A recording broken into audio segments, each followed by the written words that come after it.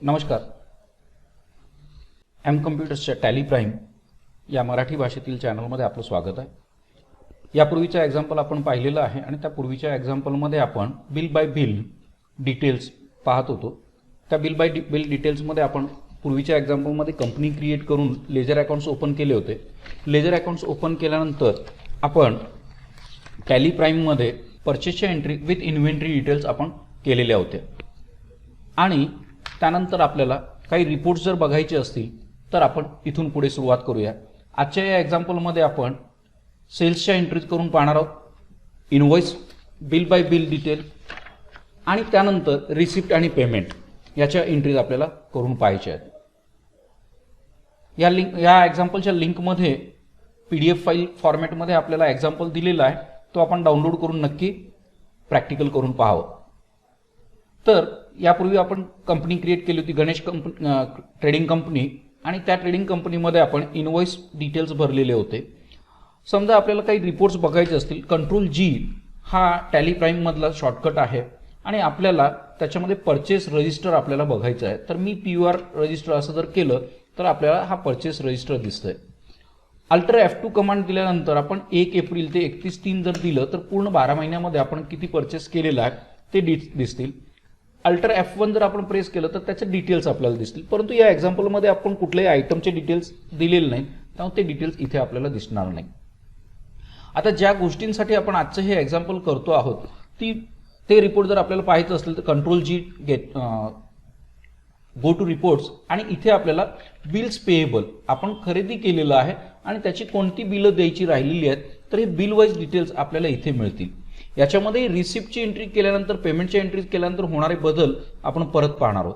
आज आता आपण आपलं पुढचं सेल्सच्या एंट्रीज आपल्याला करून बघायच्या आहेत. या सेल्सच्या एंट्रीज आपल्या स्क्रीनसमोर आपल्या माहितीसाठी आहेत. याच्यामध्ये सेल्सच्या एंट्रीजमध्ये इनवॉइस नंबर हा आपला कंटिन्युअस असतो, मात्र परचेसमध्ये कंटिन्युअस नसतो. ओके, काही वेळेला काही कंपनीजमध्ये मंथली इनवॉइस नंबर बदलण्याची प्रथा असते, काहीमध्ये कंटिन्युअस असतं. तर त्या कंपनीच्या नुसार आपल्याला इनवॉइस नंबर हे चेंज करता येतील. सुरुवात करूया. Voucher entry F2 1 April. आपल्याला आता कशाची एंट्री करायची आहे तर सेल्सची एंट्री करायची आहे. त्यामुळे मी F8 इथे प्रेस करू शकतो किंवा F8 की प्रेस केल्यानंतर कुणाला माल विकलेला आहे आपण national traders, enter. Sales accounts आपण ऑलरेडी ओपन केलेले होते, त्यामुळे आत्ता मला अकाउंट्स ओपन करावे लागणार नाही. इथे आपल्याला आवर्जून इनवॉइस नंबर टाईप करावा लागेल. किती दिवसांनी पेमेंट येणार आहे, डिफॉल्ट क्रेडिट साईड काही आहे का तर 15 दिवसाची आपण डिफॉल्ट क्रेडिट साईड इथं दिलेली आहे. तारीख बदलण्यासाठी 2 एप्रिल. पुढच्या पार्टीचं नाव आहे अनुपम ट्रेडिंग कंपनी. किती हजार रुपये, सेल्स अकाउंट. नेक्स्ट एक्झाम्पलमध्ये आपण जो काही माल विकतो आहोत तो माल किंवा जे गुड्स आपण सेल करतो आहोत ते काय आहे, त्याची क्वांटिटी काय आहे, कुठल्या पद्धतीचा तो माल आहे, त्याची कॅटेगरी काय आहे, या सर्व गोष्टी आपण पुढच्या एक्झाम्पलमध्ये घेणार आहोत. आज आपण फक्त invoice detail, bill wise details जे आहेत ते पाहतो आहोत. दुसरी एंट्री आपली झालेली आहे.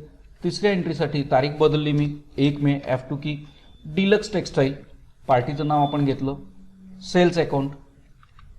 प्रत्येक वेळेला सेल्स अकाउंट आपल्याला सिलेक्ट करावं लागेल का तर सुरुवातीला आत्ता आपल्याला क्रिएट करावं लागेल, पण पुढे आपण डिफॉल्ट सेटिंग त्याच्यामध्ये GSTचं अकाउंटिंग करत असताना आपण डिफॉल्ट सेटिंग केलं तर ऑटोमॅटिकली या सर्व गोष्टी आपल्याला मिळतील. F2 2 मे. Pushpak trading company. या पद्धतीने आपण सर्व एंट्रीज करून पाहू शकता.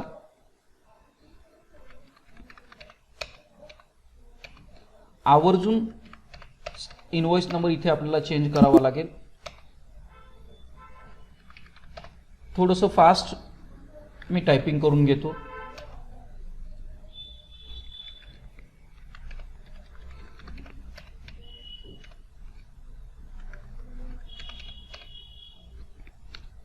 ही एंट्री चुकलेली आहे, त्यामुळे मी बॅकस्पेस केलं तर मला तिथूनच परत मागं जाता येईल.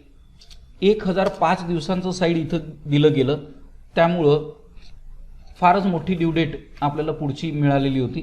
ते इथं कॅन्सल करून आपण 30 दिवस असं आपण केलेलं आहे. जे एंट्री सेव्ह करण्यापूर्वी जर चेंजेस करायचे असतील तर आपण बॅकस्पेस प्रेस करून इमिडिएटली ते चेंजेस करू शकतो. अजूनही नंतरही चेंजेस जर आपल्याला करायचे असतील तर आपण लेजर्स पाहत असताना लेजर्सच्या माध्यमातून चेंजेस करू शकतो. सेल्स रजिस्टर मधून आपण चेंजेस करू शकतो.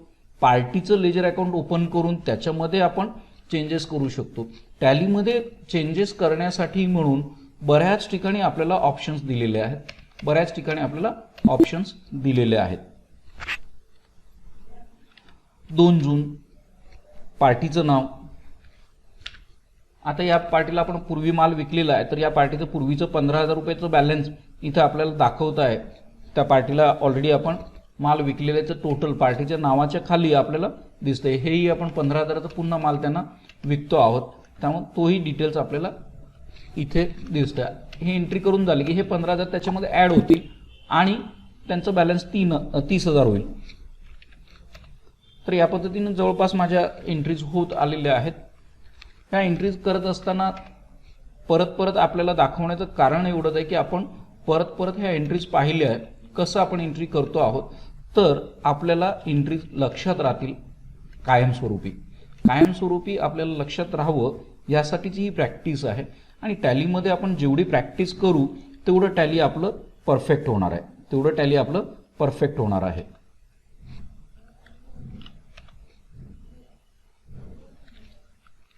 आणि आपलं हे ट्रेनिंग सेशन्स असल्यामुळे याच्यामध्ये आपण टप्प्याटप्प्याने आपलं ट्रेनिंग हे नवीन कन्सेप्टसाठी पुढे घेऊन जाणार आहोत. आज आपण बिल वाईज डिटेल ही कन्सेप्ट कंप्लीट करतो आहोत, कॅरी ऑन करतो आहोत. इथे आपल्याला डेबिट क्रेडिट फॉर्मॅटमध्येही करता आलं असतं, पण आपण इथे इनव्हॉइस फॉर्मॅटमध्ये, अकाउंटिंग इनव्हॉइस फॉर्मॅटमध्ये ह्या एंट्रीज केलेल्या आहेत. तर या पद्धतीनं मी दिलेल्या एक्झाम्पल प्रमाणे सर्व एंट्रीज केलेल्या आहेत. इथूनच मला सेल्स रजिस्टर बघायचं असेल तर Ctrl+G सेल्स रजिस्टर क्लिक करता येईल. सेल्स रजिस्टर क्लिक केल्यानंतर पूर्ण एंट्रीज तिथे दिसतील. अल्टर F2 करून मी जर स्पेस बार प्रेस केले आणि दोन्ही डेट काढून टाकल्या तर पूर्ण वर्षाच्या एंट्रीज आपल्याला इथे दिसतील. इथे आपण आपल्या एंट्रीज चेक करू शकतो. 1 April national traders 25,000, 2 April Anupam trading company 15,000, 1 मे डिलक्स टेक्सटाईल 45,500, त्यानंतर 2 मे पुष्पक कंपनी. आता इथे माझी तारीख जी आहे ती चेंज करायची राहिलेली आहे, ती चेंज करायची आहे. तर मी इथे एंटर केल्यानंतर 2 मे अशा पद्धतीनं एंटर करून Ctrl+A केलं असता ती माझी डेट चेंज होईल. त्यानंतर हिरो कॉर्पोरेशन 2 मे 42,350, 1 जून नॅशनल ट्रेडर्स 25,000 रुपये 2,500 रुपये झालेलं आहे. ते मला चेंजेस करायचे असतील तर मी 25,000 रुपये Ctrl+A. 2 जून अनुपम ट्रेडिंग कंपनी 15,000 रुपये, 1 जुलै डिलक्स टेक्सटाईल 45,500, 1 जुलै पुष्पक ट्रेडिंग कंपनी 38,500 आणि 2 ऑगस्ट हिरो कॉर्पोरेशन या पद्धतीने आपण या एंट्रीज केलेल्या आहेत. आणि एडिट कसं करायचं तेही आपण आता या ठिकाणी पाहिलेलं आहे. त्याशिवाय आता आपल्याला पेएबल असं आपण जर दिलं तर आपल्याला वेगवेगळ्या प्रकारचे रिपोर्ट्स इथे दिसतील. तर बिल्स पेएबल आपण करेक्शन्स करूया. बिल्स पेएबल आणि रिसिवेबल. आता आपल्याला हे काय बघायचं आहे तर रिसिवेबल मध्ये आपल्याला बिल वाईज डिटेल्स रेफरन्स नंबरसह ती पूर्ण यादी आपल्याला इथे दिसणार आहे. आता नेमकं याचा काय फरक पडतो हे बघण्यासाठी आपण आपल्या या एक्झाम्पल मधल्या रिसिप्टच्या एंट्रीज आहेत त्याच्याकडे लक्ष देऊया. Cash received from national traders 1,001 15,000 रुपये, cash received from Anupam trading company 5,000 आणि 10,000 रुपये आपल्याला बँकेचा चेक मिळालेला होता. अशा पद्धतीने इथे आपल्याला रिसिप्ट आणि पेमेंटच्या एंट्रीज करायच्या आहेत, ते आपण चेक करूया. कॅश रिसिप्टच्या एंट्रीज करण्यासाठी म्हणून आपण वाउचर एंट्रीमध्ये येऊ. Create vouchers, F6 receipt. इथे आपण आपल्याला थोडं सोपं व्हावं यासाठी इथला मोड जो आहे तो सिंगल एंट्री मोड पासून डबल एंट्री मोड मध्ये येऊया.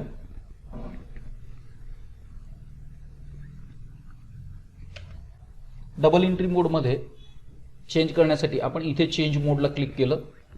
कुठल्या पार्टीत, तारीख आहे 1 एप्रिल, पार्टीचं नाव आहे नॅशनल ट्रेडर्स, किती रुपये आलेले आहेत, 15,000 रुपये आपल्याला मिळालेले आहेत. इमिडिएट इथं रेफरन्सचा टेबल येईल की त्यांच्याकडनं 1001 बिल होतं, त्यातले 15,000 रुपये तुम्हाला आलेले आहे. 25,000 रुपयाचा माल तुम्ही विकलेला होता आणि कसे आले तर कॅश अकाउंट. जर असं विद्यार्थी मित्रांनो इथे लक्ष द्या, कॅश अकाउंट डेबिटच झालेलं आहे आणि पार्टीचं अकाउंट क्रेडिटच झालेलं आहे. Debit what comes in, credit was goes out, ह्या नियमाला कुठेही बाधा इथं पोचलेली नाही. फक्त लिहिताना 11वी मध्ये आपण जर्नल एंट्री लिहित असताना पहिल्यांदा डेबिटची एंट्री लिहित असतो आणि नंतर क्रेडिट लिहित असतो. टॅलीने तो फॉर्मॅट मात्र इथे बदललेला आहे. पहिल्यांदा क्रेडिट थर्ड पार्टी ज्याच्याकडून मिळालेलं आहे ते जमा करा आणि कसं मिळाले त्याची तपशील इथे भरा. अशा पद्धतीनं टॅलीने लिहिलेलं आहे. Being cash received as per receipt number so and so. अशा पद्धतीने आपण ही पहिली एंट्री केलेली आहे. अजून एक एंट्री आपण करूया. 2 एप्रिल कुणाकडून मिळालेत, अनुपम ट्रेडिंग कंपनी. आता अनुपम ट्रेडिंग कंपनीकडून आपल्याला 15,000 रुपये मिळालेले आहेत, मात्र त्याच्यामध्ये 5,000 रुपये कॅश मिळाली आहे आणि 10,000 रुपये बँकेचा चेक मिळाला आहे. त्यामुळे पार्टीनं आपल्याला 15,000 रुपये दिलेत. त्यांचं 15,000 रुपयेचंच बिल होतं, ते 15,000 रुपये आपल्याला मिळालेले आहेत आणि कॅश किती मिळाली तर 5,000 रुपये मिळाले. ते इथं आवर्जून मी करेक्शन केलं. 15,000 क्रेडिट आहे, मात्र डेबिट 5,000 झाल्यामुळं ती एंट्री पूर्ण झाली नाही. तो जो चेक मिळाला तो आपण फेडरल बँकेत डिपॉझिट केला. त्याचं मग डिटेल्स आपल्याला इथे विचारणार आहे की किती नंबरचा तो चेक होता, ते आपण तपशील आता इथे लिहिलेले नाही आहेत. बिंग कॅश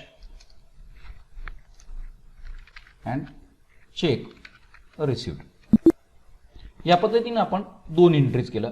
त्याचा इम्पॅक्ट काय झाला तो आपल्याला बघायचा आहे. कंट्रोल जी, बिल्स रिसिवेबल, बिल्स रिसिवेबल. आता मी इथे बघा 1001 बिल नंबर आहे, मात्र 1002 बिल नंबर दाखवत नाहीये आणि 1001 बिल नंबर मध्ये 10,000 रुपये असं दाखवतंय. मी डिटेल वरती क्लिक करतोय, अल्टर F1. अल्टर F1 वरती क्लिक केल्यानंतर आपल्याला इथं दिसेल सेल्सची एंट्री आपण 1 एप्रिलला केली होती 25,000. त्यांचे 1 एप्रिललाच त्यांनी 15,000 रुपये आपल्याला पाठवून दिले, त्यामुळे त्यांचं येणं अजून 10,000 रुपये शिल्लक राहिलेलं आहे. दुसरं 1002 बिल नंबरचं जी एंट्री होती 15,000 रुपयेच माल विकला होता आणि 15,000 रुपये त्यांचे आले, त्यामुळे तो बिल इथनं कमी झालेला आहे. आणि 1003 आणि पुढचे बिल आपल्याला इथं दाखवत आहेत. पण मला जे दाखवायचं होतं की 25,000 पैकी 15,000 आल्यानंतर आपल्याला पेंडिंग अमाऊंट 10,000 रुपये इथं दाखवती आहे. हेच बघण्यासाठी म्हणून आपण आजचं हे एक्झाम्पल केलेलं होतं. या एक्झाम्पल मधल्या पुढच्या रिसिप्टच्या पेमेंटच्या एंट्रीज, गुड्स रिटर्नच्या एंट्रीज, या सर्व एंट्रीज आपल्याला या एक्झाम्पलमध्ये पाहायच्या आहेत. त्याच्यासाठी आपण पुढचा व्हिडिओ नक्की पहा. Thank you very much. लाईक केलं नसेल लाईक करा, सबस्क्राईब केलं नसेल सबस्क्राईब करा आणि शेअरही करायला विसरू नका.